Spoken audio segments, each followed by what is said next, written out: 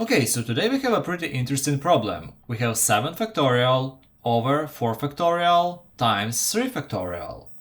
So let's solve it. So at the top we still have 7 factorial, and at the bottom we have 4 factorial and 3 factorial. This will be 7 factorial, and we get 1.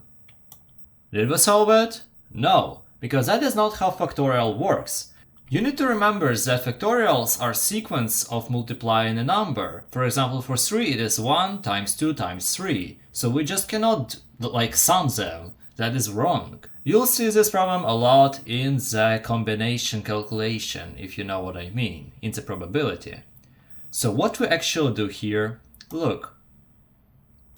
7 factorial is 1 times 2 times 3 times 4, we need to make it longer, times 5, times 6, and times 7. And here we get 4 factorial times 3 factorial. And what can you see?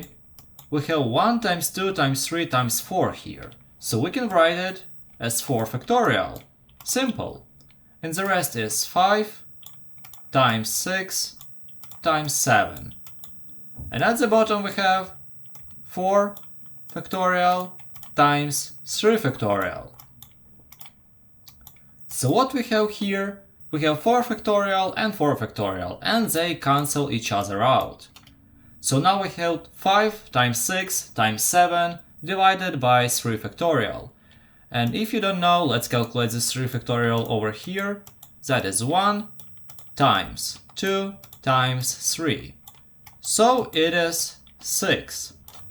And we have 6 here, so we can just cancel them as well. We get 5 times 7, so we get 35. And that is a correct solution. I hope you enjoyed that.